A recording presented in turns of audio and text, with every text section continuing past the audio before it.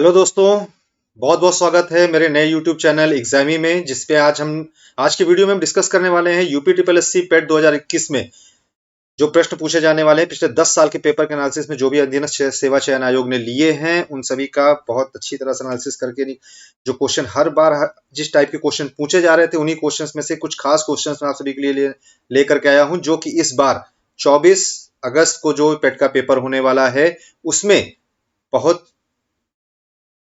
Importantly पूछे जाने वाले हैं।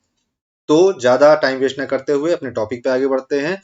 तो मैं AK गुप्ता एक बार फिर स्वागत करता हूं आप सभी का आपके अपने YouTube चैनल एग्जामी में, जिसमें यूपीएसआई या एसएससी जीडी और बाकी एसएससी के या फिर स्टेट लेवल जो भी पेपर्स होते हैं कॉम्पिटिटिव एग्जाम में, मैथ के सारे कोर्सेज आपको फ्री में अवेलेबल मिलेंगे। तो चलिए टाइम वेस्ट ना करते हुए अपने टॉपिक पर आगे बढ़ते हैं, अपना वीडियो स्टार्ट करते हैं।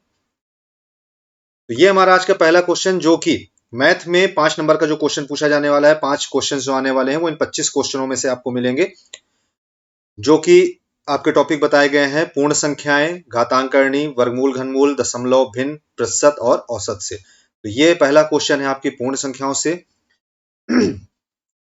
1 - 1/2 की पावर 2, 1 - 1/3 की पावर 2, डॉट डॉट 1 - 1/9 की पावर 2, 1 - 1/10 की पावर 2। अब ऐसे क्वेश्चंस को जल्दी से सॉल्व करने के लिए आपको करना क्या है, इसमें एक फॉर्मूला आपका अप्लाई होता है A² - B² के बेस पे इसको आप कर सकते हैं, जिसमें इसको ये बनता है हमारा A+B एंड A-B, A+B और A-B। इस फॉर्म में इसको अगर हम तोड़ लें तो हम कह सकते हैं कि ये जो हमारा 1 है ये 1² है माइनस 1/2 का होल स्क्वायर है।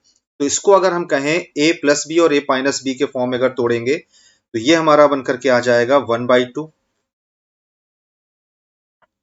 Into 3/2 into 2/3 into 4/3 and dot dot dot करेंगे तो आगे बढ़ेंगे तो 1 - 1/9² ये हमारा बन जाएगा 8/9 गुणे 10/9 गुणे 9/10 और गुणे 11/10। तो इसको अब अगर हम सॉल्व करें तो ये सारी चीजें आप यहां देखेंगे, 3 से 3 कैंसिल आउट हो जाएगा, 2 से 2 कैंसिल आउट हो जाएगा, इसी तरह सब करते हुए कैंसिल आउट होकर के ये सारी चीजें एक दूसरे से कैंसिल आउट होती चली जाएंगी। ठीक है, और यहां लास्ट पहले बचेगा 1/2 और मल्टीप्लाई होगा ये 11/10 से, 11/10 से। तो इसका आंसर हमारा हो जाएगा 11/20, जो कि है सी ऑप्शन। तो सी ऑप्शन होगा आपका राइट आंसर। अगला क्वेश्चन बहुत प्यार से आसानी से कर सकते हैं, इसमें बहुत ही बड़े क्वेश्चंस नहीं आने वाले हैं। जो बड़े क्वेश्चन आपको दिखेंगे वो लॉजिकल यानी छोटे से तरीके से सॉल्व किए जा सकते हैं। जैसे कि ये अगला क्वेश्चन है आपका 999 सही 1/7 प्लस 999 सही 2/7, इस तरह करते हुए सीरीज दी हुई है, इसका सरलतम रूप हमें बताना है। ये बहुत ही इंपॉर्टेंट क्वेश्चन है, लगातार कई साल एग्जाम में पूछा गया है और इस साल भी आने की पूरी उम्मीद है। जो कि पेट का एग्जाम ले रहा है अधीनस्थ सेवा चयन आयोग, तो उसमें भी जैसे वो क्वेश्चंस लेखपाल में और वीडियो के एग्जाम में या बाकी एग्जामों में पूछता था, वैसे ही क्वेश्चंस कुछ इसमें भी पूछेगा। चलिए इसको सॉल्व करने का तरीका देख लेते हैं। 999 यहां से हम कॉमन ले लेंगे, 999 ये हमारा कॉमन हो जाएगा। ठीक है, और साथ ही साथ ये कॉमन हो जाने के बाद हमारे पास बचेगा अंदर 1/7 प्लस 2/7 प्लस 3/7। ठीक है, और 999 कॉमन हमने लिया है प्लस 4/7 प्लस 5/7 प्लस 6/7। ठीक है, अब ध्यान दीजिएगा यहाँ पर 999 जो हमने कॉमन लिया है वो कॉमन है, लेकिन इसमें यहाँ पर हमको 999 6 बार जोड़ना है। तो 6 बार जोड़ना है तो इसके लिए हम यहाँ पर 6 से मल्टीप्लाई भी कर देंगे। ठीक है, अब बटे में सब में 7 दिया गया है और ऊपर के नंबर्स हैं, तो 6 5 11 4 15 3 18 2 20 1 21, यानी ये हो जाएगा हमारा 6 गुणे 999 गुणे 21/7। तो 7 से 21 हमारा कट जाएगा 3 बार में, और 6 का 999 गुणा करेंगे तो 7000 में अगर हम 6 कम कर दें, ठीक है, सॉरी 6000 में अगर हम 6 कम कर दें तो ये हमारा हो जाएगा 5994। तो ये हो गया हमारा आंसर 5994, यानी सी इसका होगा राइट आंसर। चलिए अगला क्वेश्चन देखते हैं। उम्मीद है आप सभी को समझ में आ रहा होगा। बहुत ही इंपॉर्टेंट क्वेश्चन है, यही क्वेश्चन एग्जाम में 100% पूछे जाने वाले हैं, तो एक बार देख जरूर लीजिए एग्जाम में जाने से पहले। ठीक है, अगला क्वेश्चन है ये 0.7 इंटू 0.7 माइनस 2 इंटू 0.7 इंटू। तो ऐसे क्वेश्चन जब भी आपको मिले हमेशा ध्यान रखिएगा, ये हमेशा a प्लस बी का होल स्क्वायर और a माइनस बी का होल स्क्वायर, इनके बेस पर ये सॉल्व होते हैं। तो यहां पर दिया हुआ है ऊपर वाले टर्म को अगर हम देखें तो यहां पर लगा हुआ है माइनस, और साथ में 2 के साथ 0.7 0.05 भी दिया हुआ है, यानी ये लिखा हुआ है a माइनस बी का होल स्क्वायर, यानी यहां हम ऊपर लिख सकते हैं 0.07 माइनस 0.05 का होल स्क्वायर, और अपॉन में हमारा आ जाएगा 0.07 प्लस 0.05 का होल स्क्वायर। ठीक है, तो इसको अगर हम सॉल्व करेंगे तो ये हमारा हो जाएगा 0.02 का स्क्वायर अपॉन 0.12 का स्क्वायर। ठीक, या इसको हम ये भी कह सकते हैं 0.02 और 0.12 का होल स्क्वायर। अगर इसको यहां पर देखें तो ये भी हमारा बन जाता है 0.02 अपॉन 0.12 का होल स्क्वायर, जो कि हमारा हो जाएगा 0, जो इसको अगर हम काट दें तो ये हमारा कटेगा 1 और ये हो जाएगा 6, यानी 1/36। इसका स्क्वायर करेंगे 1/36 आएगा, जिसका मान आएगा 0.027। तो ऑप्शन से अगर देखें तो दो स्थानों तक 0.02, यानी ये बी होगा हमारा राइट आंसर। क्लियर है, उम्मीद है समझ में आ रहा होगा। बाकी डिटेल क्लासेस की आपको आगे मिल जाएंगी और हमारे पुराना जो चैनल था उस पर आपको मिल जाएंगी। ठीक है, इस चैनल पर सारे नए कोर्सेज स्टार्ट होंगे जो कि सभी के लिए बिल्कुल फ्री होंगे। तो जो लोग भी नए हैं चैनल पर वो सब्सक्राइब जरूर कर लीजिएगा। 50 विद्यार्थियों की एक कक्षा में औसत अंक 72 है। उस विषय में लड़कों और लड़कियों के औसत अंक क्रमशः 70 और 75 हैं, तो कक्षा में लड़कों की संख्या ज्ञात कीजिए। अब ऐसे क्वेश्चन जब भी आपको मिल जाए जहां दो के बारे में अलग अलग जानकारी और तीसरी जानकारी दोनों को मिलाकर के दे दी जाए, औसत का ये प्रश्न है, तो इसमें सिंपल आपको करना है लड़के लड़कियां, दो कैटेगरी दी रखी है। तो लड़कों का औसत है 70 और लड़कियों का औसत है 75, और पूरी कक्षा का औसत हमें यहां पर दिया हुआ है 72। तो 72 को हमें लिख लेना है बीच में, तिर्यक इसमें घटा देंगे तो ये हो जाएगा 3, 70 और 72 का अंतर लेंगे तो ये हो जाएगा 2, यानी जितने भी विद्यार्थी हमें दे रखे हैं उन्हें 3:2 के अनुपात में बांट देना है। तो 50 के हमें यहां पर कर देने हैं 5 हिस्से, एक हिस्सा हो जाएगा हमारा 10, और इस 10 का गुणा उठा करके हम कर देंगे लड़कों के अनुपात में, यानी लड़कों की संख्या यहां पर होगी 30। तो डी होगा इसका हमारा राइट आंसर। क्लियर, क्योंकि डिटेल में समझाने का समय अब नहीं रहेगा, डिटेल में पढ़ना भी नहीं पड़ा, आप लोग चुके होंगे, सारी चीजें सारे कॉन्सेप्ट आपने पढ़े होंगे। बस यहाँ पर क्वेश्चंस को देख लीजिए, जिस भी तरीके से आपको लगाना आता हो आप उस तरीके से लगा सकते हैं। बस ये इंपॉर्टेंट 25 क्वेश्चन है जिनमें से पेपर में क्वेश्चन आपको 100% है, 5 क्वेश्चन आपको मिल जाएंगे।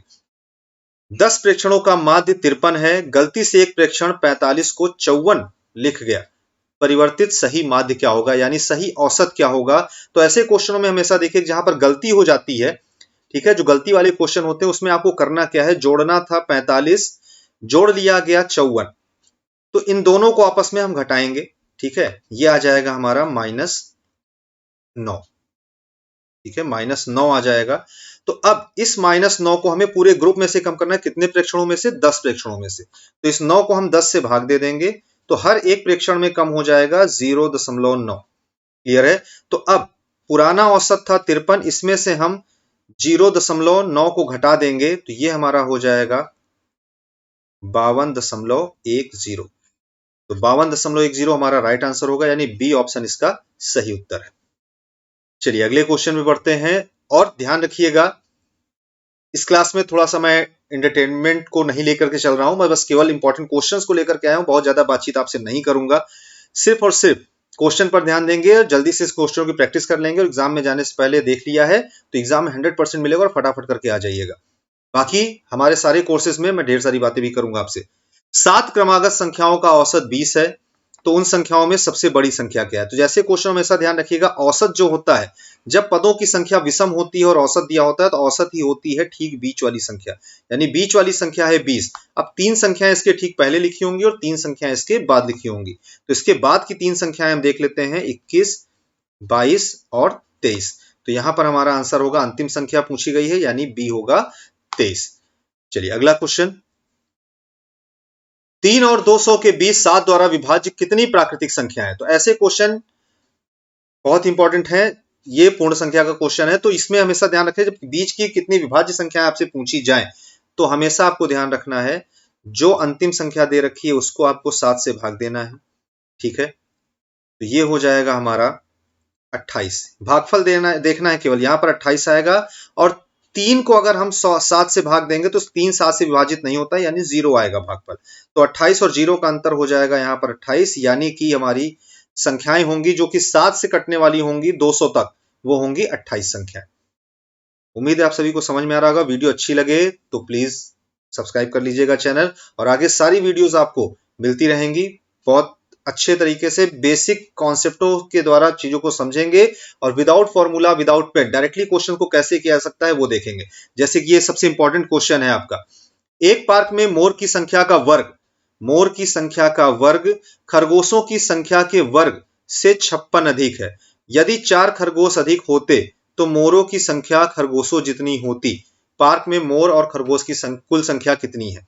तो ऐसे क्वेश्चन है जहां पे वर्ग आ गया है, इसका मतलब अगर हम मोरों की संख्या को कह लें ए, और खरगोशों की संख्या को कहें बी। ठीक, तो यहां पर हमारा हो जाएगा ए स्क्वायर माइनस बी स्क्वायर बराबर 56, क्योंकि यहां पर दोनों के वर्गों का अंतर यहां पर 56 दिया गया है। तो इसे हम लिख सकते हैं ए प्लस बी और ए माइनस बी, ए प्लस बी और ए माइनस बी, और 56 के ऐसे गुणनखंड कर देंगे जो कि या तो दोनों विषम संख्याएं हो या तो दोनों सम संख्याएं हो। तो ये हो जाएगा 14 गुणे 4, 14 चौके 56। तो अब a प्लस बी हमें पता है, ये हम ले लेंगे 14, a माइनस बी हमें पता है, ये हो गया 4। तो यहां से हमें मिल जाएगा, b भी कैंसिल आउट हो गया, 2a बराबर 18, तो a बराबर यहां से आ जाएगा 9। क्लियर है? तो a बराबर हो गया 9, तो यहां से हमें b बराबर मिल जाएगा 5, यानी जोड़ करके आधा कर देंगे तो बड़ी संख्या, घटा करके आधा कर देंगे आपस में तो छोटी संख्या, यानी एक संख्या मोरों की संख्या होगी 9 और खरगोशों की संख्या होगी 5। तो यहां हमसे पूछा गया है कि कुल संख्या कितनी है, तो 9 और 5 को जोड़ देंगे, यानी इसका सही आंसर हमारा हो जाएगा ऑप्शन सी, यानी 14। क्लियर है? चलिए अगला क्वेश्चन, अंडर रूट के अंदर दिया हुआ है 1500 और उसके प्लस के साथ अंडर रूट के साथ दिया है 441। तो इसको सॉल्व करना है। 441 हमारा सॉल्व करते हैं तो ये हो जाएगा 1500, 441 रूट होता है, 441 का अंडर रूट हो जाएगा 21। ठीक है, तो ये जब जुड़ जाएगा तो अंडर रूट हो जाएगा 1521। तो 1521 वर्गमूल स्क्वायर होता है हमारा 39 का, तो ये हमारा आंसर हो जाएगा ऑप्शन बी 39। चलिए अगला क्वेश्चन, वह न्यूनतम संख्या जिससे 1800 को गुणा करने पर एक पूर्ण घन संख्या प्राप्त हो। वह न्यूनतम संख्या जिससे 1800 को गुणा करने पर एक पूर्ण घन संख्या प्राप्त हो। तो इसमें करना क्या है हमें, ऐसे क्वेश्चन जब भी आपको मिले तो घन संख्या प्राप्त होने के लिए जितने भी उसके गुणनखंड बनेंगे, अभाज्य गुणनखंड जो भी बनेंगे, सबकी पावर में 3, 6 या 9 होना चाहिए, यानी 3 का गुणज होना चाहिए, 3 का मल्टीपल होना चाहिए। तो 1800 के हम गुणनखंड कर लेते हैं। 100 का गुणनखंड हमारा हो जाएगा 25 गुणे 4, ठीक है ना, 25 गुणे 4, और 18 का गुणनखंड हो जाएगा 9 गुणे 2।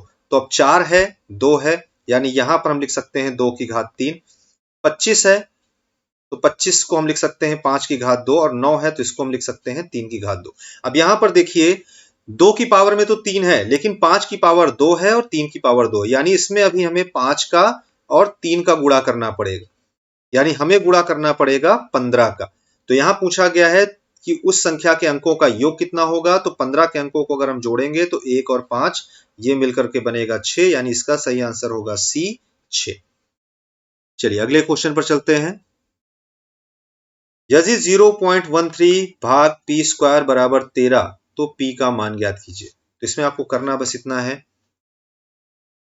कि 0.13 डिवाइड बाई पी स्क्वायर बराबर 13 है। ठीक है, तो इसको हम यहां पर कर लेते हैं 0.13 डिवाइडेड बाई 13 बराबर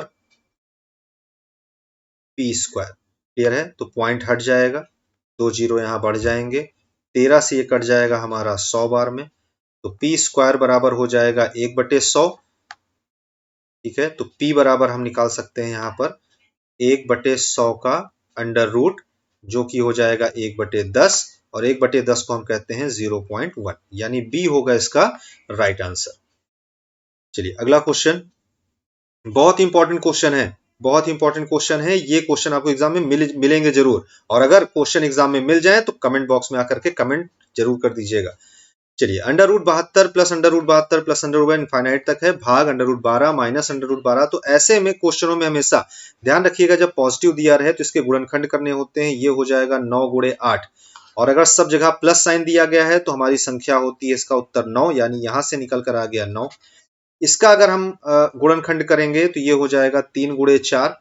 अब यहां पर देखिए हर जगह माइनस साइन दिया हुआ है, तो माइनस साइन होने पर यहां पर हम लेते हैं छोटी संख्या यानी 3, तो 9 भाग 3, तो इसका उत्तर हो जाएगा हमारा 3, यानी सी होगा राइट आंसर। चलिए अगला क्वेश्चन जल्दी जल्दी कर लेते हैं क्योंकि अब समय बहुत कम बचा है, प्रैक्टिस आप सभी को भी करनी होगी। 11 की करनी में 11 करनी में n करनी में 112 प्लस करनी में 343, यानी कहें 11 under root n is equal to under root 112 plus under root 343। तो n का मान हमें यहां पर बताना है, तो इसके लिए करेंगे क्या, ये है n, 112 के हमें गुणनखंड कर लेने हैं। ठीक है, 112 का गुणनखंड कर लेंगे तो ये हो जाएगा 16 गुणे 7, प्लस 343 का गुणनखंड करेंगे तो ये हो जाएगा 49 गुणे 7।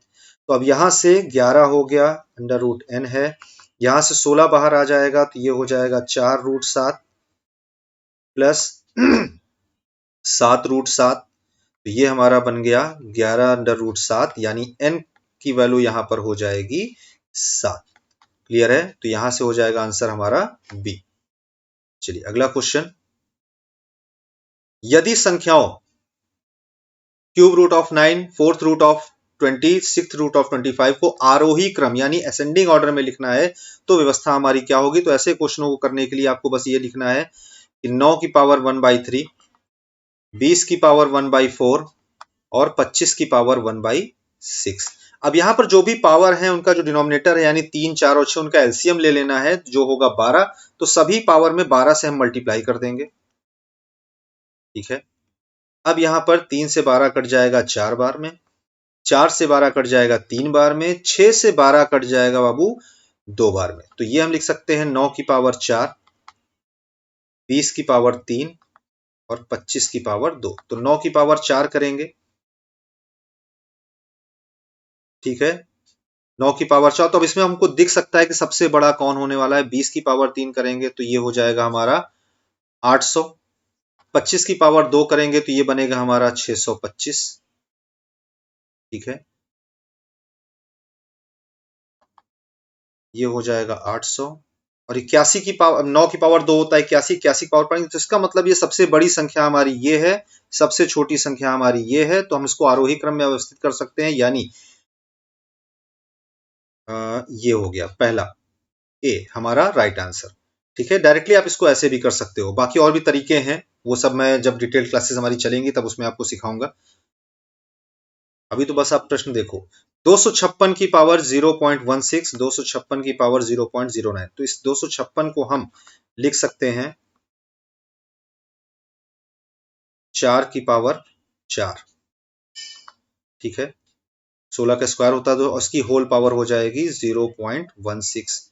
मल्टीप्लाई कर रहे हैं 4 की पावर 4 की होल पावर 0.09 से, तो 4 ऊपर जाके गुणा हो जाएगा, यानी ये बन जाएगा 4 की पावर 0.64 इंटू 4 की पावर 0.36।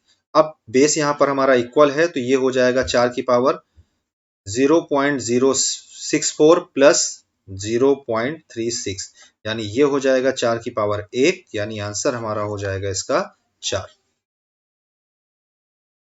अगले क्वेश्चन पर आगे बढ़ते हैं। एक बल्लेबाज का 19 पारियों के लिए रनों का एक निश्चित औसत है। 20वीं पारी में वह 100 रनों का स्कोर बनाता है, तो उसका औसत 2 और बढ़ जाता है, 2 रन और बढ़ जाता है। तो 20 पारियों का औसत क्या होगा? देखिए, 20वीं पारी में उसने 100 रन बढ़ाए। अब औसत का एक रूल होता है, बढ़ेगा तो सभी में बढ़ेगा, घटेगा तो सभी में बढ़ेगा। सिंपल सा इसका तरीका है, 100 रन उसने बनाए हैं 20वीं पारी में, ठीक है, यानी हर पारी में कितना बढ़ा है?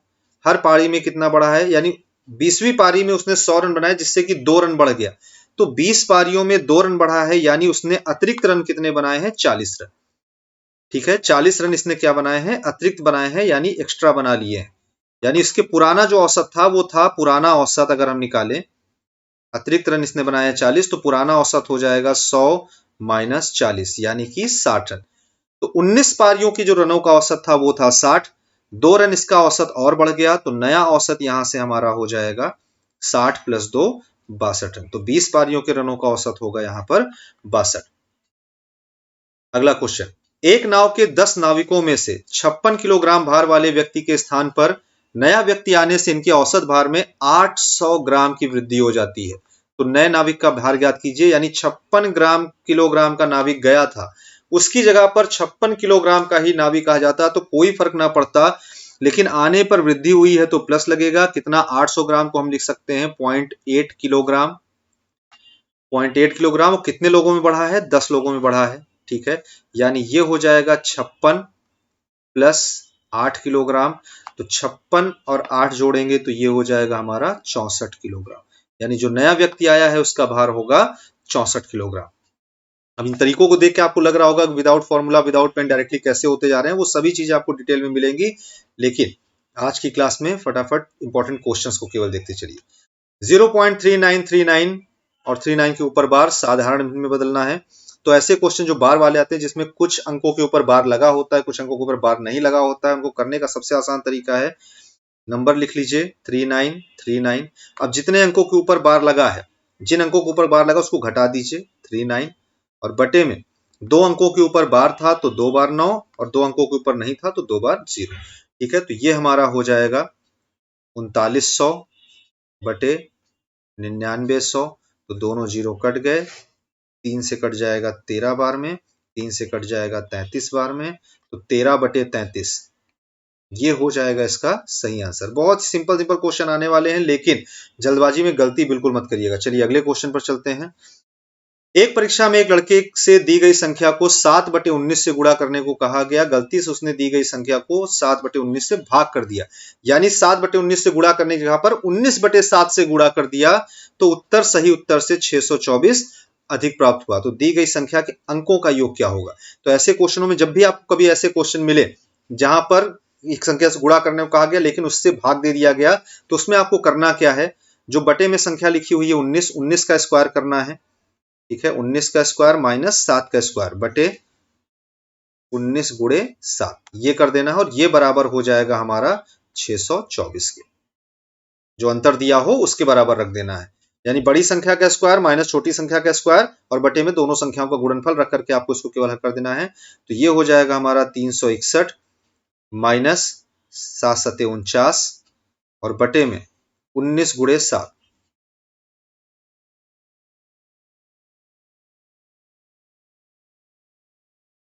ठीक है, तो अब और बराबर 624। तो 361 में से 49 अगर हम घटाएंगे तो ये हमारा हो जाएगा 312। तो 312 से 312 से जब हम 624 को काटेंगे तो ये कट जाएगा 2 बार, ये हो गया हमारा 312, और 312 से 624 कट जाएगा 2 बार, तो हमारा आंसर आ जाएगा 2 गुणे 19 गुणे 7। ठीक है, तो 19 का 7 में गुणा करेंगे 133, और 133 का 2 गुना हो जाएगा 266। तो 6, यहां पर अंकों का योग पूछा गया है कि दी गई संख्या के अंकों का योग ज्ञात कीजिए। तो 6 प्लस 6 12, 2 14, तो यहां पर अंकों का योग क्या हो जाएगा? 14, यानी डी हो जाएगा आपका सही आंसर। ठीक है, अगला क्वेश्चन। अब मुझे लग रहा है कि मैं जल्दबाजी में बता रहा हूं, लेकिन टाइम नहीं था हमारे पास। 25068 अंकों से बनी 5 अंकी सबसे बड़ी संख्या और सबसे छोटी संख्या का अंतर कितना होगा? तो इसके बनने वाली सबसे बड़ी संख्या होगी हमारी 86520 और सबसे छोटी संख्या होगी 20568।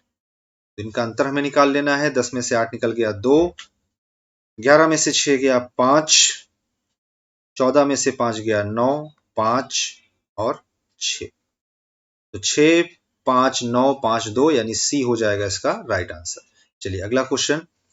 ए और बी का मासिक वेतन मिलाकर 40,000 है। ए अपने वेतन का 85% खर्च करता है और बी अपने वेतन का 95% खर्च करता है। अब यदि उनकी बचत बराबर है, ये शब्द इंपॉर्टेंट है, यानी क्वेश्चन पढ़ेंगे तो उसी में आंसर दिया होगा। ये बराबर है तो ए का वेतन कितना है? तो जब भी ऐसा मिल जाए कि उनका बराबर, तो देखिए यहां पर ए खर्च कर रहा है, ए का खर्च है 85%, तो बचत है 15%। बी का खर्च है 95%, बी का खर्च है 95%, तो बचत होगी बी की 5%। अब यहां पर ए बी बचत बराबर है, यानी ए का 15% ये बराबर है बी के 5% के। तो यहां पर 3:1 का अनुपात है, यानी उनकी आय का जो अनुपात आएगा, आय का अनुपात ये हो जाएगा 1:3। यानी 40,000 के हमें करने हैं 4 हिस्से, तो हमारा आंसर हो जाएगा यहां पर 40,000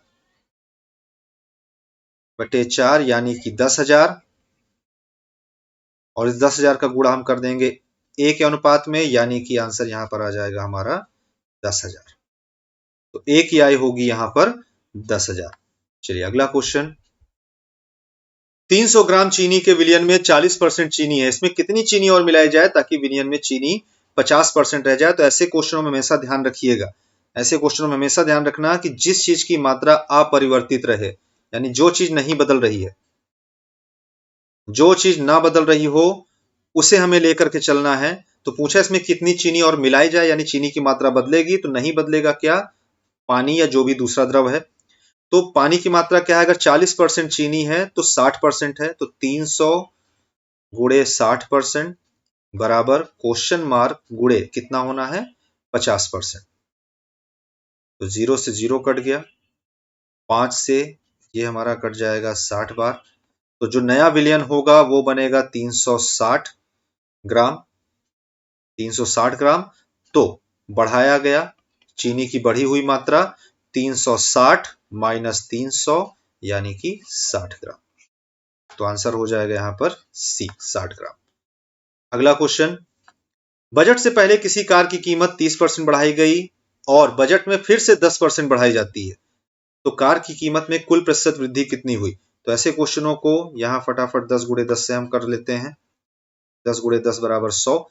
तो 30% बढ़ाई गई 13, 10% बढ़ाई गई 11, 13 गुणे 11 ये हमारा हो जाएगा 143। तो 100 से कितना अधिक है? 43 अधिक है, यानी 43% की यहां पर क्या हो गई है? वृद्धि हो गई है। बाकी बेसिक तरीके भी पता है, x plus y plus x y upon 100 से भी आप लगा सकते हैं, लेकिन ये मेरा अपना तरीका, जिससे कि बिना पेन उठाए डायरेक्टली आप आंसर को कर सकते हैं। दो अंकों की किसी संख्या और उन अंकों को आपस में बदलकर बनाई गई संख्या के बीच अंतर सदा विभाज्य होता है, यानी उनके बीच का जो अंतर होगा वो हमेशा विभाज्य होता है 9 से। इस चीज को हमेशा ध्यान रखिएगा। जो भी दो अंकों की संख्या होगी उससे उसको अंकों को पलटकर बनने वाली जो संख्या होगी, उन दोनों संख्याओं के बीच का जो अंतर होगा वो हमेशा 9 से विभाज्य होगा। इसके बारे में पूरी डिटेल में क्लास ले चुका हूं पिछले चैनल पर, इस चैनल पर फिर से आपको मिलेंगी, लेकिन अभी इतना ध्यान रखिएगा कि 9 से विभाज्य होती है। ठीक है, चलिए अगले क्वेश्चन पर आते हैं। दो अंकों की एक संख्या के अंकों का योग 14 है, यानी हम कह सकते हैं a प्लस बी ये हमारा 14 है। यदि उसमें 36 जोड़ा जाता है तो उसके अंकों का स्थान आपस में बदल जाता है, तो दोनों अंकों में छोटा अंक कौन सा होगा? तो ध्यान दीजिएगा, मैंने अभी बताया था पिछले क्वेश्चन में कि हमेशा संख्याओं का जो अंतर होता है वो 9 से विभाज्य होता है, यानी अंकों का अंतर अगर हम निकालें, जो हम कह सकते हैं कि a माइनस बी ये हो जाएगा हमारा 36/9 यानी कि 4। तो योग हमें दिया है 14, अंतर आ गया है 4, जोड़ करके आधा करेंगे तो 18/2 करेंगे तो एक संख्या आएगी 9, और 14 और 4 18/2 करें, 14 माइनस 4 10/2 करेंगे तो आएगा 5, यानी हमारी संख्या 95 या 59 हो सकती है। ठीक है, अब यहां पूछा गया है तो दोनों अंकों में से छोटा अंक कौन सा है, तो छोटा अंक है हमारा 5, तो ये हो जाएगा 5। क्लियर है? तो बस इतने क्वेश्चंस के साथ ये इंपॉर्टेंट क्वेश्चंस हैं जो आपसे एग्जाम में मुलाकात जरूर होगी। तो अगर इन क्वेश्चनों की मुलाकात आपसे एग्जाम में हो तो कमेंट बॉक्स में आकर बता दीजिएगा, और डीआई के क्वेश्चन जो इंपॉर्टेंट क्वेश्चंस हैं वो अगली वीडियो में आने वाले हैं, एग्जाम से पहले आपको अगली वीडियो मिल जाएगी। तो डीआई और मैथ के 5 क्वेश्चन हैं, टोटल 25 क्वेश्चन तो आपके पक्के हो जाएंगे। तो चलिए फिर मुलाकात होगी आपसे अगले वीडियो में, और जिन्होंने अभी तक चैनल सब्सक्राइब नहीं किया है, वीडियो अच्छी लगे तो प्लीज सब्सक्राइब कर लीजिएगा, वीडियो को शेयर कर दीजिएगा, बेल आइकन पर क्लिक कर दीजिएगा। तो अगले वीडियो में फिर मुलाकात होती है, तब तक के लिए गुड बाय।